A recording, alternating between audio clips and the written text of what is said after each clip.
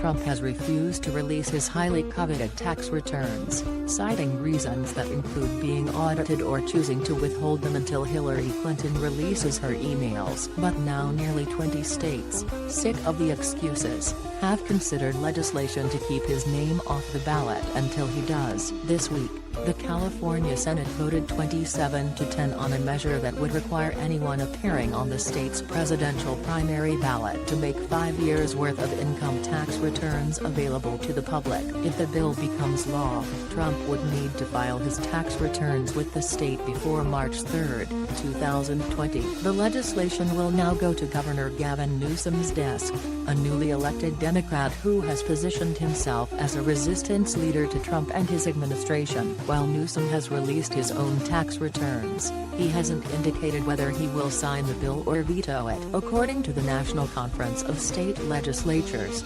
18 states have considered proposals so far this year that would force all presidential and vice presidential candidates to release their tax returns before appearing on the ballot during a primary or general election. I'm in favor of the idea in terms of sending the message that Trump ought to release his tax returns, Richard Painter, the chief ethics lawyer under President George W. Bush, told Newsweek. But there is a significant risk that they could lose to him in court on that. If such a law prohibiting ballot access was passed by a state, the president and his attorneys would likely immediately challenge that the act is unconstitutional, which, on one level, is true. The Constitution specifically outlines certain requirements needed to run for president, like having to be a natural-born citizen and at least 35 years of age or older. But there is no language demanding the disclosure of a candidate's financial information. If states can require a candidate to release their tax returns,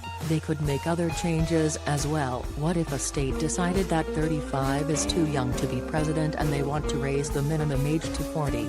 What if a state wanted to impose a one-term limit on all presidential candidates or mandate that all candidates at the federal level, including members of Congress, be natural-born citizens? The constitutional argument that Trump's people would make would be, well, where do you draw the line? Painter said, adding that the president will absolutely challenge any state laws requiring the release of tax returns in order to appear on the ballot. My biggest concern is that if he challenged it and he won, I'd hate to have the public get the impression that somehow the courts think it's okay that he doesn't disclose his taxes, Painter said. But according to experts, the states also have a legitimate legal argument to support this kind of ballot measure. The Constitution does allow them to regulate the manner of elections. For instance, individual states can mandate how many signatures a candidate needs to get on the ballot. We don't think these laws, if put together appropriately and applying to everyone, would be illegal or unconstitutional. Noah Bookbinder, executive director at the Citizens for Responsibility and Ethics in Washington, told Newsweek. Plus, the states could also argue that the measures are nothing more than a disclosure requirement to get onto the ballot. The law does not outrightly disqualify anyone,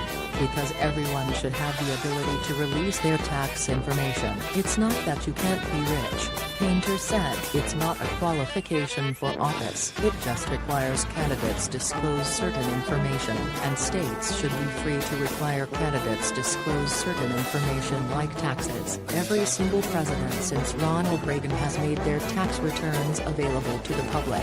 That is except Trump. Tax returns provide information about a candidate's potential conflicts of interests, their income, charitable giving and other details that can be useful for people to have in evaluating how to cast their vote. But Trump and members of his administration have argued that the American public simply doesn't care about his tax information, even though nearly every survey done on the issue shows that is not the case. 64% of voters think the president should publicly release his tax returns, while 29% believe he should not, according to a Quinnipiac University poll in March. While none of the states considering such ballot measures have successfully signed him into law, the president's allies have already slammed such regulations as biased attacks against Trump. Democrats in the 2020 race have also faced calls to release their tax returns. So far, at least 9 of the 21 candidates have complied. Of the 2020 candidates to release the information, at least 3 are millionaires: Bernie Sanders, Elizabeth Warren and Kamala Harris. "I don't think this is something that should be done as a weapon against a particular candidate. This is a thing that should apply to everybody," Bookbinder said. He added that even if a federal court ruled against a state law, it wouldn't necessarily set us back any more than President Trump already has when it comes to expectations of transparency.